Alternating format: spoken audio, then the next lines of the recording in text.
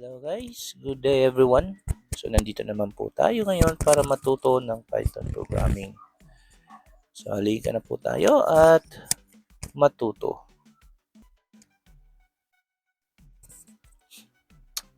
So dito, mayroon na akong sample code.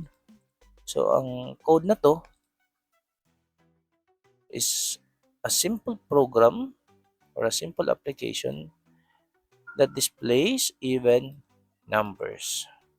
This Python program allows the user to input a whole number, and after inputting the whole number, tapos niyang input ang whole number, then i-display niya yung result ng even numbers using the message box. Okay? And meron tayong error para i-handle niya kung tama ba yung nilagay nating input. Okay guys, so alamin natin ang kabuuan ng code na to at makinig. Una, ito dito at saka dito, import tkinter as tk. So import tkinter, ito yung standard Python library niya na inassign natin as a tk. Okay? At ito naman, in-import din natin yung module para i-display natin si message box or pop-up dialogues. So ngayon, before tayo gumawa ng functions, alamin natin muna to. Punta muna tayo sa gagawin nating tkinter UI. So ito yung main window natin. So, yung main window natin ay gumawa tayo ng main application window using this code at binigyan natin siya ng title na simple application dash display even numbers. And gumawa tayo ng label. Okay? So itong label na to, i-display niya. Okay? Label input, ito yung widget natin, tk.label na main window, and yung ipa-prompt niyang text on that label is enter a whole number. Ngayon, ito naman, label that underscore input that grid. Okay, ito naman yung position niya. Ano? From the first row and first column. And yung spacing naman natin. No? Ngayon, another widget naman ilalagay natin from our main UI, entry underscore input is equal to tk entry in our main window, and that entry location is located on our first row and the second column, and yung spacing niya, padding spacing. Ngayon, meron na tayong label and meron na tayong entry. So, siyempre, kailangan natin ng button para i-execute yung natin, pag-display ng even numbers, and also lagay tayo ng i-clear natin yung input natin. Okay?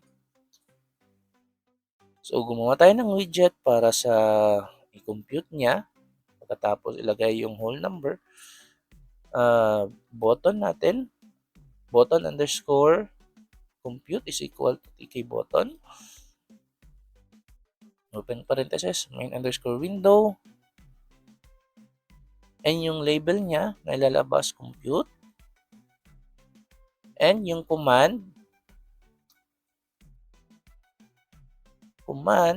underscore display output. So, ito, kapag clinic natin to, no, execute niya si display underscore output. Pero bago pumunta tayo kay display function, no, alamin muna natin, tapusin muna natin yung design ng UI natin. So, button underscore compute, ito naman yung location ng positioning ng button natin. Nasa row 1, second row, nasa first column, and ito yung padding and spacing niya, no? Value of X and Y position. And yung button clear, yan, yung clear button, and gumawa tayo ng command, ng function to clear our input. So, yung input natin, ito yung i-clear natin yung entry underscore input natin, no? And yung position niya. Okay? So, yung position na nasa row 1, second row, and nasa column 2. And yung main loop naman, i-start na nga yung tkinter event loop natin, and ipaparan na yung application. Okay? So, ngayon, naggawa na natin yung interface natin. So, punta na tayo sa function na kung saan i-execute natin yung button compute. Okay? So, yung button compute, yung function niya is display underscore output. So, hanapin niya si display underscore output, at dito sa function natin, meron tayong display underscore output. So, gumawa tayo ng try except handling.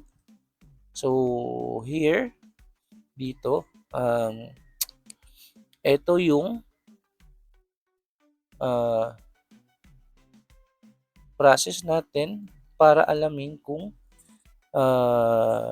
even numbers, yung mga even numbers na ipapadisplay natin. So, kung start tayo, my input is equal to, convert natin kung anong nasa entry natin. So, kinuha niya yung value.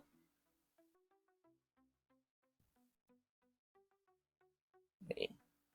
So, kinuha niya yung value na pre-provide ni user dito. So, nung kinuha niya yung value, kinonvert into integer yung nilagay na value. Okay, so yung next statement natin, x is equal to 1. Ito yung initial value natin para sa looping natin, no? So, we have initialize also. Result, value niya is empty. Okay. And ito na yung looping natin. Gumawa tayo ng while loop. While x is less than equal to our input. Okay, so kinumpare niya, starts from 1. So, kung naglagay tayo dito ng 5, 1 is less than equal to 5. Okay? So, may condition tayo. Kailangan natin ng condition para malaman kung even number siya. So, anong value ng x? Modulus 2 is equal to 0. So, kinuha niya yung remainder, no? So, kung 0 yung value, kung 0 yung remainder, ibig sabihin, even number siya. So, i-display natin, ilalagay natin yung result value of that value of x that value of x sa result. So, ito, result is equal to string result. So, ang string result natin is empty. Concatenate, ano yung value ng x natin? So, since it's 1 pa naman lang, hindi pa yan even number. So, hindi ito tatawagin, no? Plus, backslash n. So, yung backslash n, pupunta siya sa new line. Okay?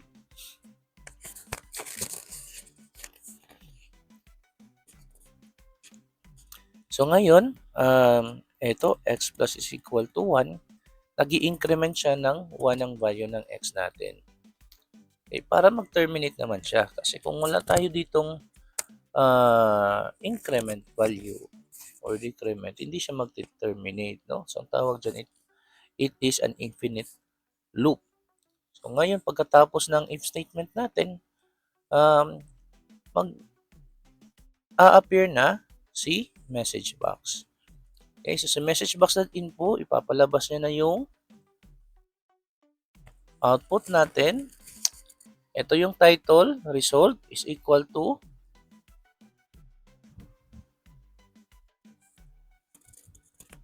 ano yung value ng result? Ayan. Then, kung 5 yung nilagay natin, entry dito, so hanggang 5, 2, and 4. So, since may new line, una yung 2, tapos yung next line is 4. Since yung 1, 3, 5 na value are odd numbers, so yung magdi-display lang kay result ng tinawag sa result is 2 and 4. Okay. So, ito yung hinahandle niya, yung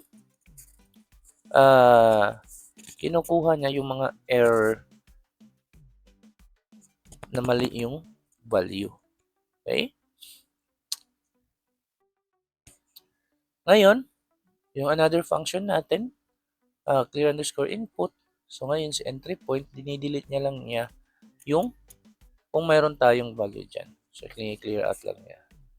So, yun lang yung code natin and i-run natin kung tama ba yung code. Okay? And makita natin kung ano ang interface natin. Okay, so let's run. Yung output niya ay ganito, no? So, ito yung first column, ito yung second column. So, ito naman yung title natin. So, nandito, simple application, dash display event numbers. At ito naman yung label, enter a whole number, and ito yung entry input natin, yung entry na widget, and ito yung dalawang button natin dito na nilagay. So, ngayon, execute natin yung 5. Type tayo ng 5 and compute. So, ito yung output niya, no? So, it will start from 1. 1 is less than equal to 5. If 1 modulus of 2, syempre may remainder na 1. So, hindi niya i-execute. So, mag-i-increment lang si x plus equal to 1. So, ngayon magiging 2 na siya. 2 is less than equal to my input, 5. Since it's true, then 2 modulus of 2. So, wala siyang remainder 0. Then, execute niya yung command na to. And, meron na tayong 2. And go proceed to the next line. So, hanggang dyan lang muna. Tapos, mag-i-increment na naman siya. So, magiging 2. Yung 2 magiging 3. So, 3 is less than equal to 5. Then, 3 modulus of 2 and may remainder na 1. Ngayon, hindi nito execute and mag-i-increment na naman si x plus is equal to 1. So, magiging 4. 4 is less than equal to my input. which is 5. So 4 modulus of 2 is equal to 0. So wala siyang remainder. So 0 yung value. Then, execute nyo yung statement na to. And ilalagay na si 4 and proceed to the next line na naman. Then message box. Ay, hindi pa pala. Increment na naman siya. 4. Magiging 5. 5 is less than equal to 5. So true. So if 5 modulus of 2, may remainder na 1, so hindi niya execute. So mag-increment na naman siya. 6. Ang 5 magiging 6 plus 1. 6 less than equal to 5. So it is false na. Execute na si message box show that info. Then, ito na yung mangyayari. Okay.